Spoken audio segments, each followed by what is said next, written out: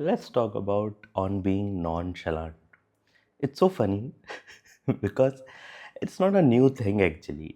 अभी ये fancy word आ गया है नॉनचलांट, लेकिन अगर आप पुरानी मूवीज जाके देखोगे,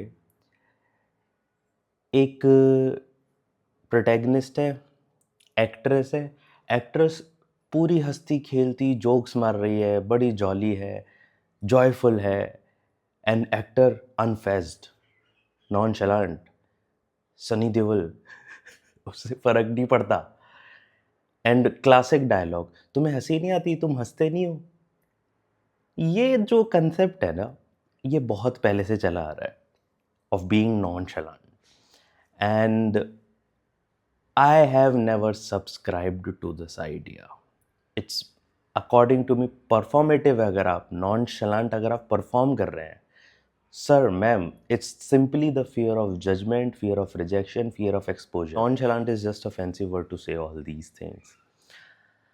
मैंने कुछ चीज़ें लिखी हैं इस बारे में एक्चुअली, एंड जब मैं लिख रहा था तो मैं बहुत हंस भी रहा था, बिकॉज ये नॉनशलांट होने वाली जो चीज़ है, ये अलग अलग डिकेड में, अलग अलग एरा में, अलग अलग डेफिनेशंस में अपीयर होती है। ठीक है, अगर आप 2020, 2021, 2019 में जाएंगे, एक इंसान होगा जिसने इंस्टाग्राम पे कोई पोस्ट नहीं कर रखी, एंड आपको बड़ा अनफेज्ड, अनबॉदर्ड, नॉनशलांट लगेगा।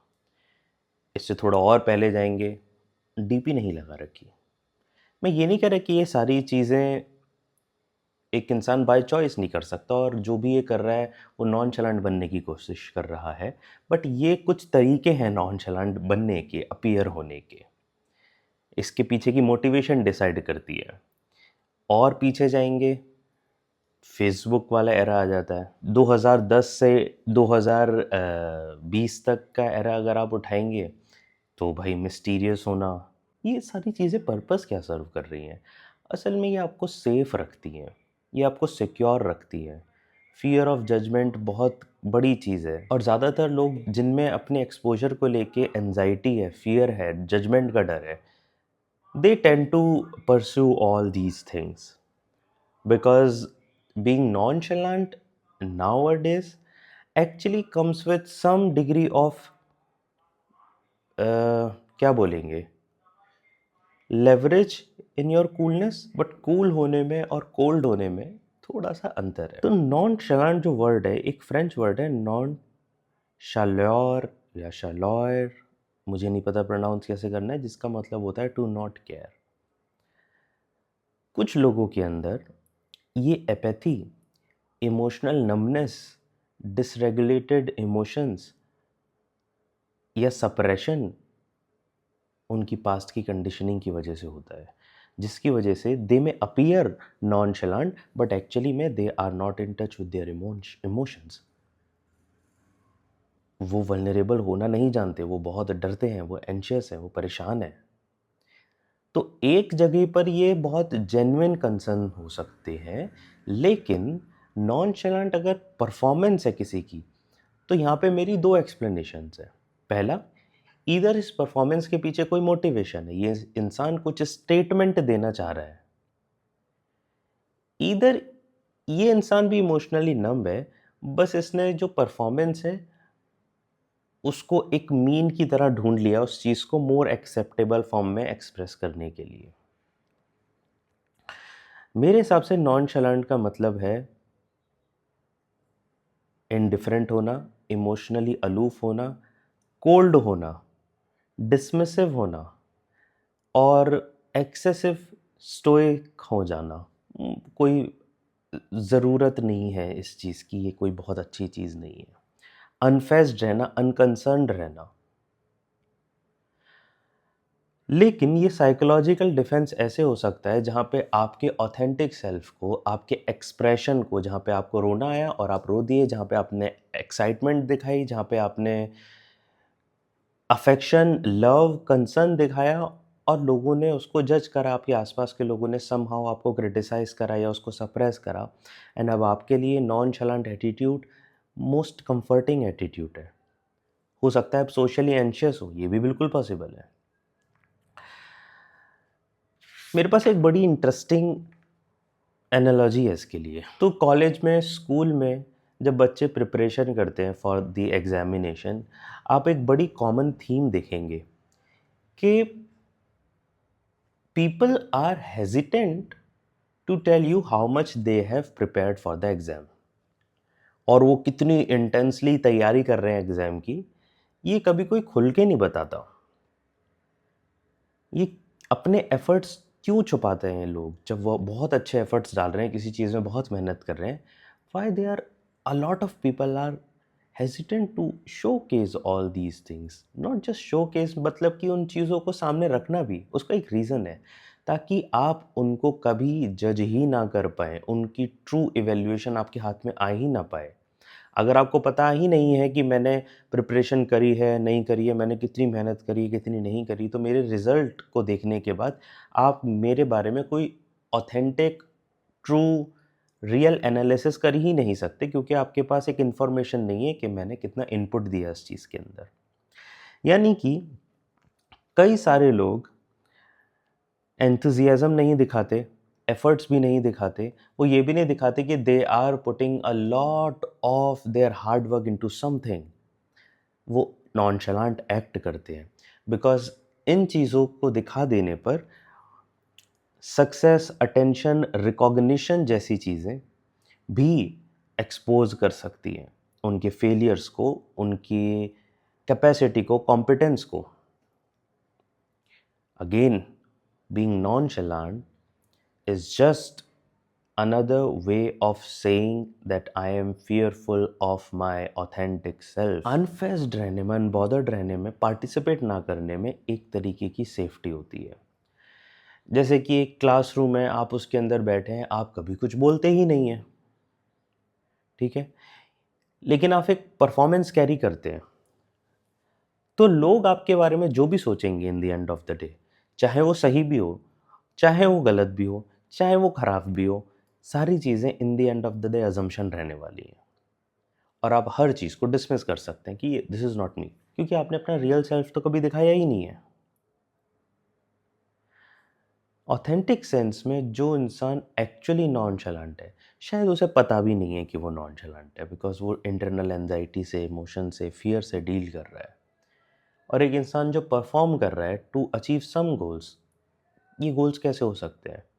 मे बी लोग इम्प्रेस हो जाएं, मे बी ये डेफिनेशन ऑफ कूलनेस में फॉल करता है, तो शायद मैं कूल लगने लगूं, मैं एक्सेप्टेबल लगने लगूं, क्योंकि लोगों के पास कोई डेटा ही नहीं है about my emotions, behaviour, actions, तो पॉसिबली वो मुझे जज भी नहीं करेंगे, जिससे मैं थोड़ा सेफ महसूस करूँगा।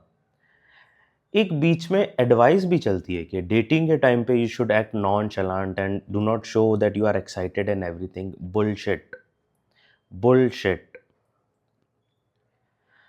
भाई, आप in the end of the day ऐसे लोगों को अट्रैक्ट कर लेंगे जो लोग इमोशनल अनअवेलेबिलिटी के साथ familiar फील करते हैं। पॉइंट क्या है, करना क्या चाह रहे हो उससे? आप एक हेल्दी फुलफिलिंग रिलेशनशिप स्टेब्लिश करना चाह रहे हो या नहीं? अगर नहीं, I have no idea what you are up to.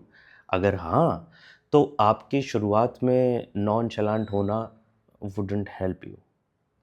ये हेल्पफुल एडवाइस नहीं है। ये बड़ी इंटरनेट एडवाइस है जो डेटिंग सीन में बहुत एक्टिवली दी जाती है कि आपको चेज़ लेकर आना है, सामने वाला इंसान चेज़ करे अपने आप को। Do not put everything out there on the table. Bullshit. ऐसे काम नहीं करता भाई ये। करके देख लो, करके देख लो। तो as human we are deeply concerned how others perceives ourself. इससे ऊपर उठना बहुत ज़रूरी है, बिकॉज इसकी वजह से हम अपने बिहेवियर को कभी भी ऑथेंटिक सेंस में एक्सप्रेस ही नहीं कर पाएंगे। जब मैं बार बार ऑथेंटिक कहता हूँ, मैं ये कहता हूँ जो आपका एक्चुअल परसेप्शन, इमोशंस, एक्सप्रेशन है इन कॉन्टेक्स्ट ऑफ रियलिटी। वो नहीं जो मोर एक्सेप्टेबल आपको लग रहा है, वो नहीं जो सेफ है। देयरफॉर आपकी रिलेशनशिप्स बहुत ज़्यादा मीनिंगलेस और सुपरफिशियल होती है। और जो लोग एक्चुअली में एंथुसियाज्म शो करते हैं, अपने इमोशंस शो करते हैं, जोक्स पे हंसते हैं, किसी चीज़ के लिए एक्साइटेड होते हैं, आप उनको भी जज करने लगते हो। नॉट बिकॉज कि there is something wrong with them, it is because you जज योर सेल्फ। जिन डायमेंशंस पे आप खुद के साथ रिलेट करते हैं, आप उन्हीं डायमेंशंस पे दूसरों को एनालाइज भी करते हैं। आपकी रियलिटी एक बड़ी डिस्टॉर्टेड रियलिटी बनने लगती है। आप लोगों को एज इट इज़ देख ही नहीं पाते। आप उनको ऐसे इंटरप्रेट करेंगे जैसे आप अपने आप को इंटरप्रेट करते अगर आप उनकी जगह पर होते। तो मैं थोड़ा सा समराइज़ कर देता हूँ। नॉनशैलेंट होना कोई आज की बात नहीं है, ये बस आज का टर्म है।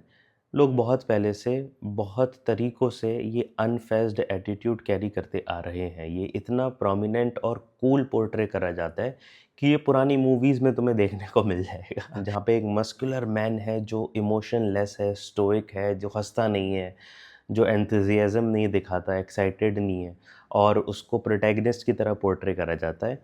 लेकिन it is bullshit if you are performing it. ये आपके लिए हेल्पफुल नहीं रहने वाला इन अ लॉन्गर रन। दूसरा कि एक इंसान हो सकता है जेन्युइनली नॉनशैलेंट हो, नॉट बिकॉज़ कि वो वाक़ई में अनबॉदर्ड है। इट इज़ बिकॉज़ वो अपने इमोशंस को सप्रेस करता आ रहा है। वो उसके अंदर फ़ियर ऑफ जजमेंट बहुत ज़्यादा है, वो एक्सप्रेस नहीं करता उसके अपने इमोशंस, फीलिंग्स, एक्साइटमेंट, एंथुसियाज़्म को, क्योंकि फ़ियर ऑफ जजमेंट है, रिस्क है इनसिक्योरिटीज़ का, परसेप्शन का, एम्बैरेसमेंट का, लोग मुझे कैसे परसीव करेंगे। तो इसको परफ़ॉर्म करने में भी 2 तरीके के लोग हैं। जो इसको परफ़ॉर्म कर रहे हैं वो एक्चुअली में अपने इमोशंस के टच में है, but they are up to something. It is not going to help you. And दूसरे वो लोग जो परफॉर्मेंस अब मोर एक्सेप्टेबल लगती है बिकॉज सोशली कूल कैटेगरी में आप आ जाते हैं, लेकिन इंटरनली आप इमोशनली स्ट्रगल कर रहे हैं। ये साइकोलॉजिकल डिफेंस है। ये एक फैंसी तरीका है fear of judgment, fear of vulnerability, fear of authentic expression का। बस हो सकता है आप सोशली एंशियस हो सकता है आप शाय हो सकता है आपको सोशली इंटरेक्ट नहीं करना आता, हो सकता है आप परसेप्शन मैनेजमेंट में लगे रहते हैं, इमेज मैनेजमेंट में लगे रहते हैं कि how others perceive you, because generally humans are deeply concerned कि लोग उनको कैसे परसीव करते हैं। इससे बाहर आ जाओगे आप, तो आप एक ज़्यादा फुलफिलिंग लाइफ जी पाएंगे, बिकॉज लोग आपको कैसे परसीव करते हैं ये आपको कॉन्स्टेंटली चेंज करता रहता है। आपको हर रूम में कुछ और बनना पड़ता है based on the perception of the room about you, which you want to create apparently.